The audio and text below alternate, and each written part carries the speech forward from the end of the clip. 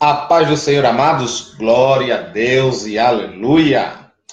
Quem tem fogo, dê glória, aleluia. É desse jeito que estamos mais uma vez aqui para chamá-los para falar da Bíblia. Agora, o penúltimo capítulo, porque sempre vamos ter estudo sobre a Bíblia, né? Então, esse daqui seria o pré-encerramento do estudo. Se der tempo, a gente encerra, senão a gente vai continuar o estudo. Mas vocês vão entender a partir daqui. Esta aula nós vamos dar a cronologia da Bíblia, certo? Entenda que a Bíblia não foi feito um livro cronológico, por isso que às vezes é difícil você determinar. Porém, ainda assim, ela tem datas, né? Ela tem determinações de reinados, ela tem determinações de idade de pessoas, e assim a gente vai vendo que realmente ela faz menção a uma cronologia. No entanto, é muito difícil, amados, de determinar essa cronologia. Então, aqui este vídeo se for o caso, que aqui está dando algumas quedas, às vezes paralisa algumas coisas, perdoe a gente aí, que vamos algumas vezes pausar e começamos de novo. Vídeo ao vivo é assim mesmo, né? Se for o caso. Mas se não, graças a Deus, e a gente continua e vamos lá. Então, amados, na cronologia da Bíblia, hoje, a parte 12 desse estudo, vamos ver que ela é quase toda incerta, né? Então, vamos entender que a cronologia da Bíblia ela é quase toda incerta. As datas eram contadas com os acontecimentos de cada povo. Então, não tinha como a gente dizer. Então, por exemplo, fundação da Torre de Babel. Então, era a Torre de Babel, da Babilônia, e os judeus diziam, né? Tanto faz. E a oração matinal da primeira oração matinal da primeira guarda do sábado do povo israelita. Aí eles diziam, legal, e a Babilônia dizia, tanto faz. Então era quase toda incerta, porque era baseada em cada povo, né? Isso é bem interessante para que vocês entendam o porquê. Então as datas aparecem às imagens de certas edições da Bíblia, certo? Não pertence ao texto original. As datas são questões arqueológicas de estudo em base do texto, porém não aparece no texto original, certo? É na margem. Então, os rabinos, na margem não tem problema de escrever, e eles colocavam, e ali a gente, estudando, sabe que a data está correta. Foram calculadas principalmente pelo arcebispo de Usher, em 1580, 1656 e 1650. É conhecido como cronologia aceita. Não é uma coisa que, vamos dizer assim, está errada, né? E tal. Não, porque estava na margem e é uma cronologia aceita. Ela é conhecida como cronologia aceita. Essas datas foram inseridas na Bíblia pela primeira vez em 1701. Então, vocês têm que entender que foi anos depois. Porém, você sabe que tem como a gente determinar as datas por meios científicos. Então, tem como determinar mais ou menos a data, aonde é que fica. E aí é onde está a maravilha. As dificuldades comuns da cronologia são, primeiro, as fontes. Então, fontes de dados são muito difíceis, que são os textos bíblicos. Existem, para a cronologia, 3 fontes distintas. Os textos masoréticos, certo? Que é o que tinha as vogais, que no início não tinha. A Septuaginta e o Pentateuco Samaritano. Então, essas são as fontes de dados da cronologia bíblica. Vocês podem, inclusive, achar uma Bíblia cronológica. Aí vocês não vão achar, ela não vai ser uma Bíblia para essa Bíblia, não vai ser uma Bíblia para outra coisa a não ser estudo. Por quê? Porque os livros vão estar 1º e 2º Samuel, vão estar unidos, certo? Há textos que está lá na frente na sua Bíblia natural temática, ela vai vir para cá antes. Primeira Tessalonicenses vai ser o primeiro livro do Novo Testamento e assim vai, certo? Então é uma Bíblia boa para estudo, e pedaços de Atos dos Apóstolos, vai ter pedaços de Tessalonicenses, de Efésios, entendeu? E assim vai. Então ela é bem interessante, muito boa para estudo, mas para leitura participativa, você não iria conseguir fazer uma boa leitura. Como exemplo, tomaremos a base do livro de Gênesis, capítulo 5, do 1 ao 32, e o capítulo 7, versículo 6, né? Os números indicam a idade de cada indivíduo, nomeando cada algum filho que nasceu. Então, temos aqui uma tabelinha, os anos desde a criação até o dilúvio. Então, vamos lá. Nome, hebraico, Pentateuco, Samaritano e Septuaginta. Beleza? Então, vamos lá. Adão, 130, no hebraico. Pentateuco, Samaritano, 130. Septuaginta, 230. Sabe por quê? Por causa da escrita, alguns copistas interpretavam como 100, outros interpretavam como 200, por isso que não influencia muito vamos dizer assim, na datação da Bíblia. Porque quando comparado com os outros escritos, aí aparece 130, certo? 7. 105, Enos 90, Kenan 70, Mahalalete 65, em hebraico, tudo aqui. Jared, 162 anos, Enoque, desde da criação até o dilúvio. Enoque 65, Matusalém 187, Lameque 182, Noé 600, total de anos dá 1656. No Pentateuco Samaritano, permanece, né, 105, 90, 70, 65. Aí o Jared, ele vai para 62 anos, né? Diminui. 65 também. O Matusalém vai para 67, fica mais novo, entendeu? E 53, 600. Lameque também diminui. E total é de 1000, você veja que em hebraico é 1656. O Pentateuco Samaritano vai para 1307. E a Septuaginta, mais de 2000. Então, veja que é vamos dizer assim, uma cronologia que se você não comparar, vai dar errado. Certo? Agora, isso é erro do texto bíblico? Não. É um erro de um texto bíblico. Um copista que errou. Então, tem vários, são 86 mil cópias exatas. Né? Então, B, a inexatidão dos registros antigos. Né? Deve-se à ausência de pontos de referência. Os eventos são muitas vezes mencionados somente em relação a certas dinastias. Então, às vezes, é mencionado só no Egito. Né? Então, tem um ponto de referência cultural. Né? C. O uso de números redondos. Lemos em Saul, Davi e Salomão reinaram cada um durante 40 anos. Em Atos 7, 23, 30 e 36, relata 3 períodos de 40 anos da vida de Moisés. Você veja que eles arredondavam, né? Portanto, podemos pensar em números propositadamente arredondados. É que nem a gente diz, né? Vamos supor, eu chego para você e digo assim: amado, eu tenho que lhe dar R$ 153,53. Aí você diz: não, porque não dá, você não dá 50 centavos. Ou eu digo: não, deixa eu dar os 55, porque assim não fico devendo nada.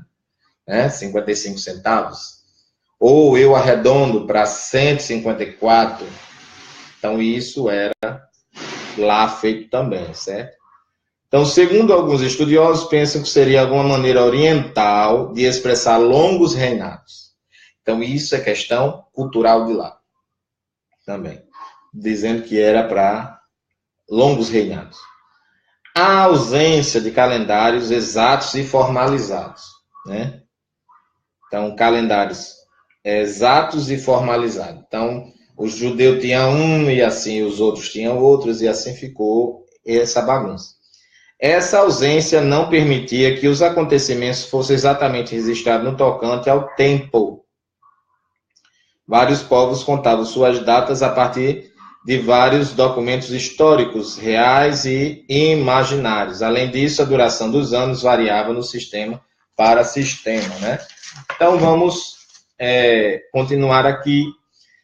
Outra coisa que dava muita limitação na cronologia era os conflitos de autoridade. Conflitos de autoridade, né? Então, os conflitos de autoridade, amados, eles estavam, um trecho de 2 Crônicas 21:20 revela-nos que o rei Jeorão tinha 32 anos de idade quando começou a reinar, tendo morrido após um reinado de 8 anos, com a idade de 40 anos, portanto. Mas o capítulo seguinte, né, 22, diz-nos que seu filho mais jovem, Acasias, o sucedeu tendo 42 anos de idade quando subiu ao trono. Isso significa que Acasias nasceu 2 anos antes de seu pai, né? Isso significa que Acasias nasceu antes de seu pai e que seus irmãos mais velhos nasceram mesmo antes disso. O trecho paralelo de 2 Reis 8:26 fala em 22 anos e não em 42. Isso significa que no original hebraico a letra men foi escrita por engano em lugar da letra kaf. No entanto, a Septuaginta em 20 anos, não correspondendo em 42 e nem a 22, portanto, em algum ponto houve erros de transcrição, pelo menos. Então, tem que ver que isso daí, nas novas versões, os especialistas, isso daqui, na época, ainda estava sendo feitas essas observações e biblicamente era perceptível. Hoje você não percebe mais nas suas versões, porque eles já chegaram ao consenso com os novos originais que foram achados e colocaram, dando a infalibilidade da data, certo? Então você pode ir lá e você vai ver a data realmente, né? Não é 22. Então, vamos lá. Os historiadores antigos, em contraste com os historiadores modernos, com frequência não estavam interessados pela exatidão de registro, esforçando-se apenas por uma narrativa bem organizada, mas permitindo a existência de grandes istos de tempo. 2. Considerações indispensáveis. A relação entre séculos e anos, inclusive Deus não trabalha muito na Bíblia com meses, né? Deus, quando fala, ele fala em questão de tempo. Tempo, 2 tempos, metade de um tempo, né? Então, fica todo discrepante, né? Só que a própria Escritura diz que é 3 anos e meio. Um tempo, 2 tempos, metade de um tempo. 2 anos, 3 anos e meio, né? Então, o tempo era medido por não humano, em sim 1 ano e meio. Então, dá 2, né? 2 tempos e metade de um tempo dá 3 anos e meio, que dá os 7 anos. Metade de 7 anos, 3 anos e meio, né? Vamos lá. O que mais? Como exemplo, é imperioso citar que no século I de uma era estão os anos 1 a 100, certo? No século II, 101 a 200. Amém? E não 100 a 200, porque o século I encerra no 100. A era antes de Cristo é feito regressivamente, isto é, parte de Cristo para a criação, de Cristo para trás. Amém? 4004 antes de Cristo, aproximadamente, e não ao contrário, né? depois de Cristo. Não é depois de Cristo, é antes de Cristo. Vem de Cristo até a criação. Os erros de nosso calendário atual também tem. Em 526 a.C., o imperador romano do Oriente, Justiniano I, decidiu organizar o calendário original. Toda vez que alguém decidia reorganizar um calendário, gente, bagunçava mesmo. Né? Porque eles não pegavam o que era para pegar. Eles pegavam o que eles queriam pegar. Né? E esse daqui foi terrível. O calendário original, encarregando toda a tarefa a abade Dionísios Exungus, o qual, em seus cálculos, cometeu um erro, ficando no ano 1 depois de Cristo, com um atraso de 5 anos. Olha aí, gente. Menino. Daí dizendo que Cristo nasceu 5 anos antes da era cristã. O que é um absurdo se não houver explicação. As datas atuais estão, portanto, atrasadas de 5 anos. Para termos datas mais ou menos exatas, é preciso acrescentar-lhes 5 anos. No ano de 1582, o Papa Gregório XIII, né, alterou o calendário de Dionísio, subtraindo 10 dias. Para quê? Determinou que o dia 5 de outubro passasse a ser 15 do mesmo mês, a fim de corrigir a diferença advinda do acúmulo de certos minutos a partir de 46 a.C., quando César reformou o calendário de então. Para quê? Por causa de César. Cezinha. Divisão do tempo. O dia natural, período que a luz entre os judeus e os romanos era dividido em 12 horas. Está lá em João 11:9. Isso é, os dias do Novo Testamento, a hora primeira era às 6 da manhã, a hora sexta às 12. 12 horas, meio-dia. Né? A terceira, a sexta e a nona hora eram dedicadas à oração e à adoração. Está lá em Atos 3:1. E Atos dos Apóstolos 10, versículo 3, versículo 9. Antes da hora terceira, os judeus não comiam nem bebiam. Atos 2:15. E aí a explicação de que é proibido beber vinho, certo? Eles não comiam e nem bebiam. A hora da oração. Hoje, você, para se santificar, você tem que estar pronto para a volta de Cristo. E agora, como é que você vai, se fosse permitido tomar vinho? Porque o vinho, ele deixa as pessoas com os olhos vermelhos, causa brigas, e ainda tem crente dizendo, mas não tem nada que diga que é contra. Vai se entender a cabeça desses irmãos. Olha, se você diz assim, olha, na Bíblia diz que veneno é mortífero. A Bíblia diz que a víbora mordeu Paulo. E a galera diz que ia morrer. Tem que ter um mandamento para esses irmãos, dizendo que a víbora picar é venenosa. Porque senão, irmão, só em ser uma víbora não basta.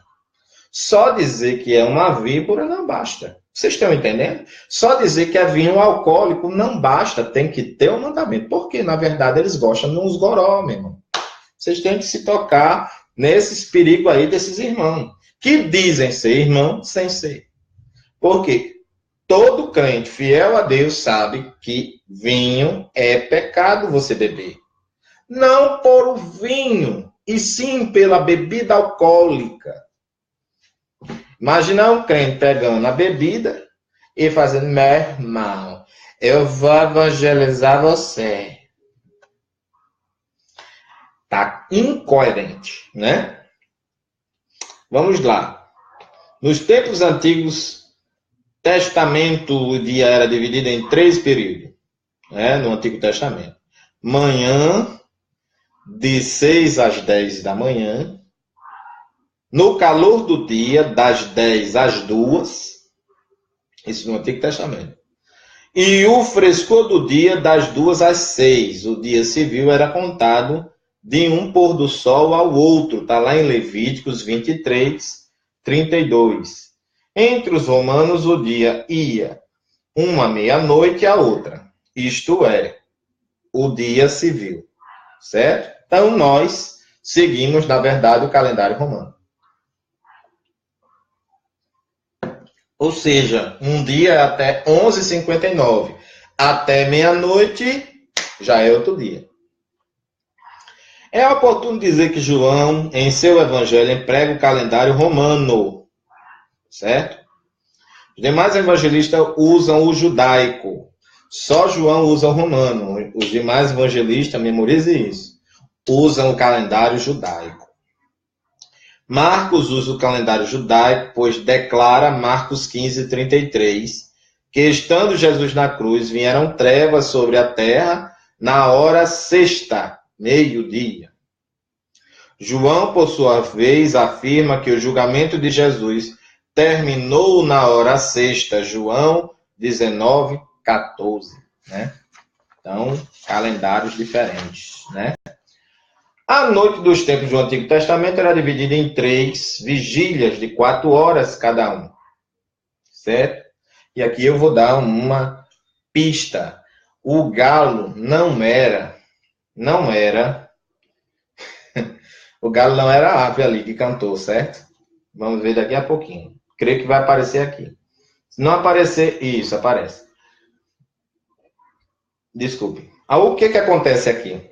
Vai aparecer uma coisa aqui que vai modificar, como modificou no dia, minhas crenças todinhas sobre a questão do galo. Por isso que na Bíblia você tem que estudar a cultura, os calendários da época. E tem gente que diz, não precisa, o Espírito Santo ensina. Irmão, nada de improviso presta. Escapa, Deus dá escape e tal, mas Deus quer um povo sábio. Deus quer um povo sábio.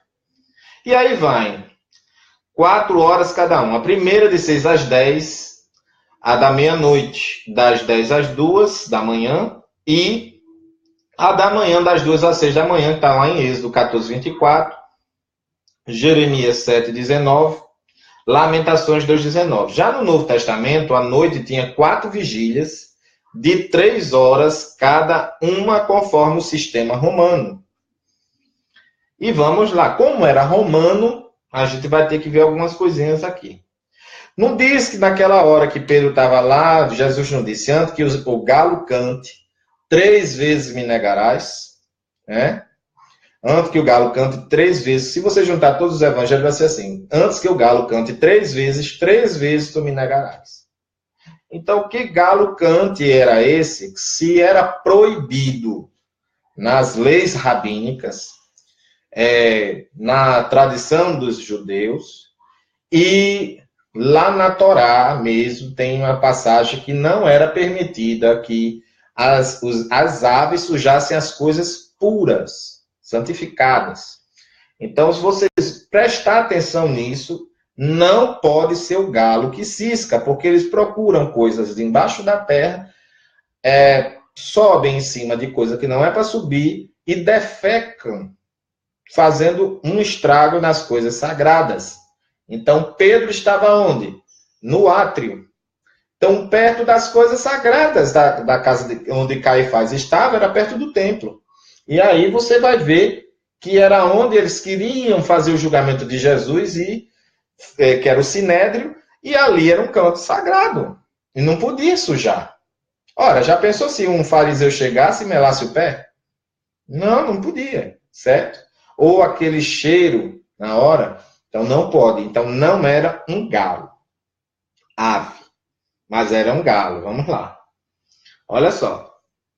A primeira se chama a tarde, que ia de 6 às 9, né? A primeira chama-se tarde, que ia das 6 às 9. A segunda, meia-noite, o nome era meia-noite, de 9 da noite às 12, né? A terceira vigília, a do cantar do galo. Olha aí, que era de 12 às 3 da madrugada. Certo? Isso tudo de noite. Então, De 6 às 9 a da tarde, que era justamente o finalzinho da tarde entrando à noite. A da manhã, a da meia-noite, de 9 à meia-noite, né?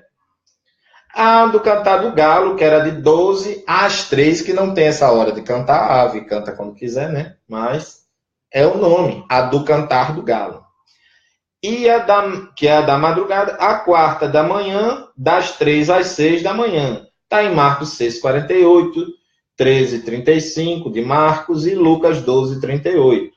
Foram os sumérios que criaram o nosso sistema hexagesimal, isso é, as horas divididas em 60 minutos e estes em 60 segundos.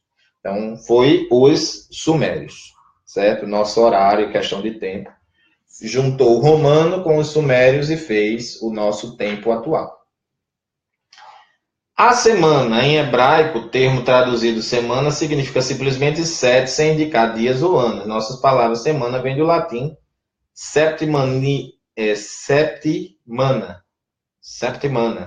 que vem semana, né?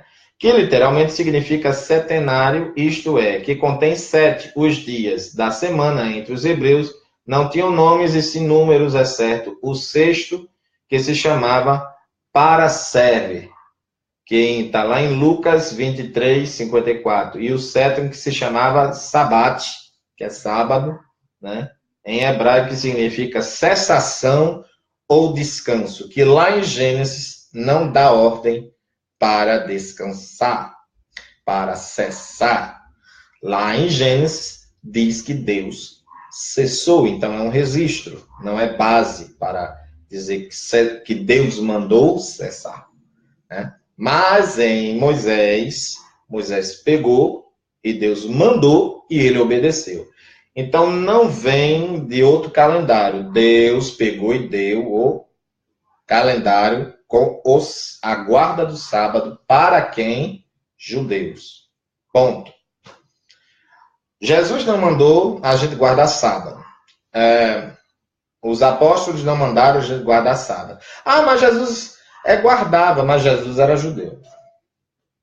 E Jesus não mandou, sendo judeu, querendo ele que a gente não tivesse uma guarda do sábado. E quem guarda porque quer. E dá glória a Deus. E se quiser impor isso, tá errado.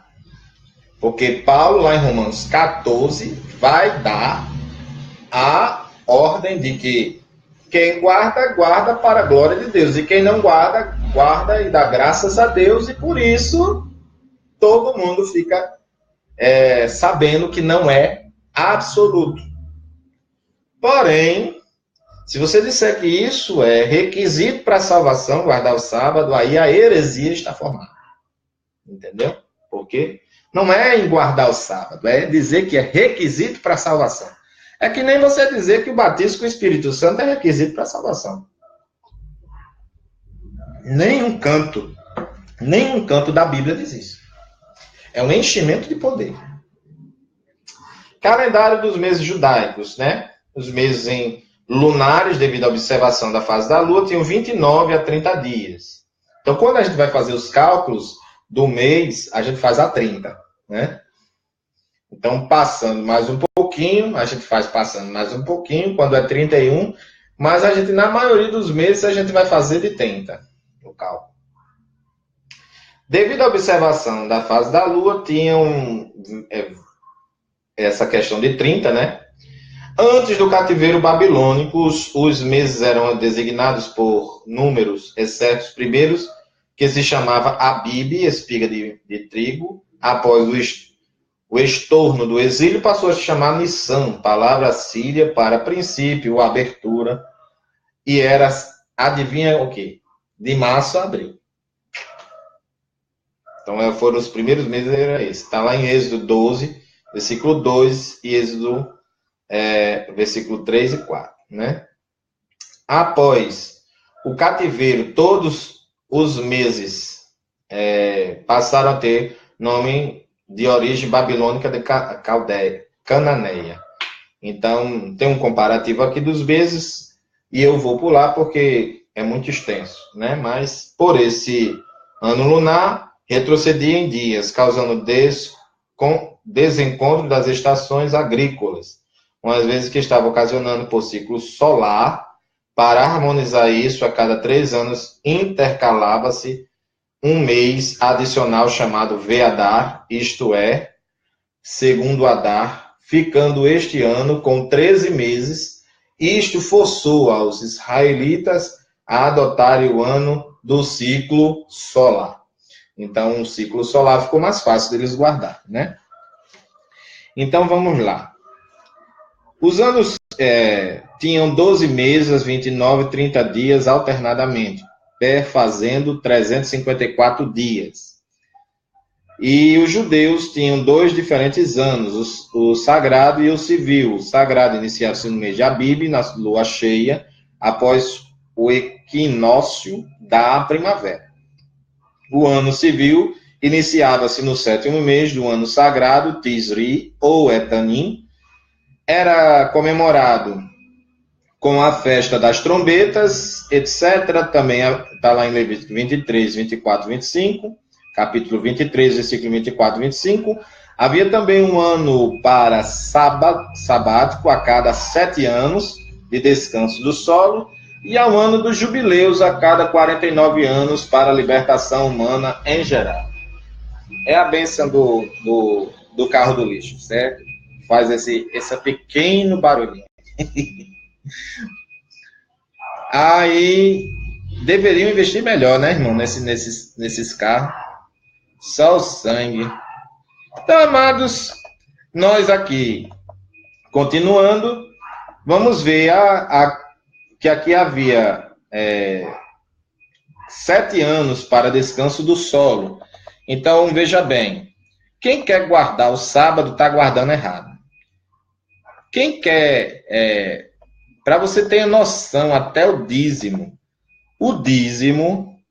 ele tinha gente que quando vinha criticar, vem gente criticando, ele não sabe nem a história, não leu nem as passagens do dízimo.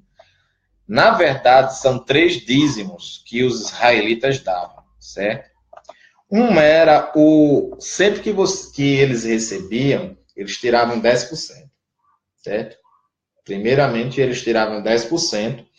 Esse dízimo era para sustento dos sacerdotes. Do dízimo dos sacerdotes, que eles já recebiam dinheiro dizimado, eles tiravam o dízimo dos dízimos. E esse dízimo era direcionado às pessoas, vamos dizer assim hoje, assistência social. Então, esse dízimo dos dízimos era assistência social. Você veja, R$100 se eles recebessem do dinheiro dizimado. Alguém tinha 1.000, dizimava 100. Os sacerdotes pegavam 100, dizimava 10. Esses 10 eles pegavam e davam para oferta. Era um dízimo, mas eles davam como oferta a Deus, ajudando um pobre, uma pessoa em necessidade. Eu já fiz essa prática algumas vezes, porque são raras vezes que eu, como pastor, recebo dinheiro da igreja. Muito raro. Então, assim, amados, mas a questão é que quando eu recebi, eu tirei. Então, eu ajudei uma pessoa porque Deus mandou. Então, quero dizer que funciona, né? Funciona. As pessoas eram ajudadas, eram pessoas que precisavam de auxílio e realmente este auxílio chegou em boa hora. Inclusive a pessoa deu glória a Deus por isso, né? Outro dízimo é o dízimo trienal. 3 anos. Quando fazia 3 anos ele dava o dízimo, porque tinha feito 3 anos. Então, além do dízimo que ele já dava, o sacerdote também dava. Este dízimo, que ele dava o triênio, ele era também de alimentação. Então, quem está dizendo que era só de alimentação, não sabe o que é dizimar. Na verdade, ele nem dizima, a maioria dessas pessoas. Agora, tem gente areada ultimamente, né? E a igreja dizima e eles, não, é voluntário. Voluntário, mano. Quando você diz que o dízimo é voluntário, é uma asneira grande, porque é 10% fixo. Ninguém é forçado a dizimar. Primeiro ponto, ninguém é forçado a dizimar. Mas quem quer a bênção do dízimo e quer obedecer às escrituras, sabe que o dízimo é antes da lei, não é durante a lei só. O que Moisés fez foi legalizar, era um meio de bancar a obra de Deus, de manter a obra de Deus. E dízimo não é para você usufruir outras coisas, tem contas para pagar, irmão. Então, é uma asneira dizer isso. Mas tem gente ainda que fala. Constrói igreja, constrói patrimônio, faz tudo para a igreja, que eu estou dizendo. Constrói patrimônio para a igreja. Constrói tudo e ainda diz, não, é errado dizimar. Eu acho engraçado isso, né? Falar e não viver por questões pessoais. Né? Só o sangue. Mas, amados, deixemos isso para lá e vamos voltar para cá. Embora não haja exatidão de opinião de alguns renomados doutores no assunto, a questão de ordem cronológica dos livros da Bíblia estão dispostos da seguinte forma. Primeiro livro da Bíblia, o mais antigo, Jó. Eu vou só parar aqui. Jó. Certo? Aí eu vou falar não as datas, mas Jó foi escrito em 1521, ou seja, bem antes do Gênesis. Meu amigo. E aí vamos lá. Gênesis, Êxodo, Levítico, Números, Deuteronômio, Josué, Juízes, Ruth, Samuel, Reis, aí ó. Salmos, Cantares, Crônicas, Provérbios, Eclesiastes, Joel, Jonas, Amós, Oséias, Isaías, Miqueias, Sofonias, Naum, Jeremias, Lamentações, Abacuque, Daniel, Ezequiel, Obadias, Ageu, Zacarias, Esté, olha só como mudou, Esdras e Neemias. O Novo Testamento. O Novo Testamento é 1 Tessalonicenses é o primeiro, eu não disse a vocês? 2 Tessalonicenses, Coríntios, Gálatas, Romanos, aí vem Mateus, olha aí. Mateus é o sétimo. Efésios, Tiago, Filipenses, Colossenses, Filemão, Lucas, Hebreus, Atos dos Apóstolos, 1 Timóteo, 1 Pedro, Tito, Marcos, 2 Pedro, 2 Timóteo, Judas, João, 1 João, 2 João, 3 João e Apocalipse. Cronologia dos impérios mundiais. Houve 6 grandes impérios de âmbito mundial. O primeiro foi o Império Egípcio, em 1600 a 200 a.C. O segundo foi o Império Assírio, 200 a 607 a.C., o Império Babilônico, 606 a 536, o Império Persa, de 536 a 529, o Império Grego, de 331 a 146 a.C., e o Império Romano, a 146 a.C. até o 476 depois de Cristo. Então, vamos considerações finais aqui. Cristo é a chave que revela o significado das Escrituras. Ponto. A Escritura ela é cristocêntrica, amém? Então, aqui é o último vídeo do estudo da Bíblia, tá bom?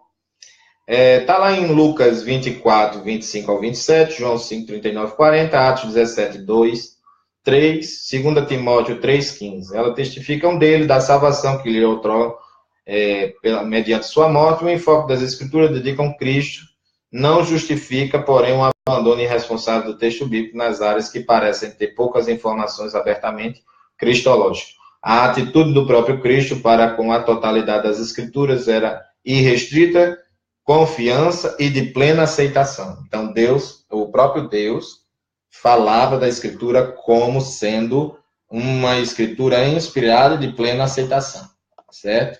Então, boa noite, chegaram, já estou encerrando aqui. E aí, a gente conclui que o estudo aqui apesar das limitações dos escritos e tudo mais, nós podemos afirmar que a Bíblia, ela é confiável e a mensagem ela é cristocêntrica, né? Então, vamos ver aqui, a atitude do próprio Cristo é de total confiança e aceitação, a Escritura. A relação especial em Cristo, nas Escrituras, é consistente, coerente e conclusiva. Então, a Bíblia é de confiança. Agora, A Bíblia vai mostrar não o que você quer, e sim o que Deus quer para você. Então, quando você abrir ela, esteja ciente, é o que Deus quer para você. Se você diz, eu não estou entendendo, você pergunta a quem entende, certo? O Novo Testamento ele é mais fácil de entender, porque está mais próximo da nossa época, e as coisas que tem ali, costumes e tudo mais, dá para você botar em um império mais novo. Mas quando você vai lá para Josué, você vai ver certas coisas, como guerrilhas, né?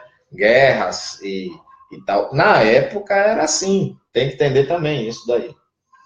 Então, encontrando Cristo nas Escrituras, revela a vida eterna em Cristo. Estes, porém, foram escritos para que creiais que Jesus é o Cristo, o Filho de Deus, para que crendo tenhas vida em seu nome, está lá em João 20, 31. E encerramos dizendo o seguinte: a Bíblia é sempre infalível. Tem países que ela está sendo proibida porque ela forma pensamentos.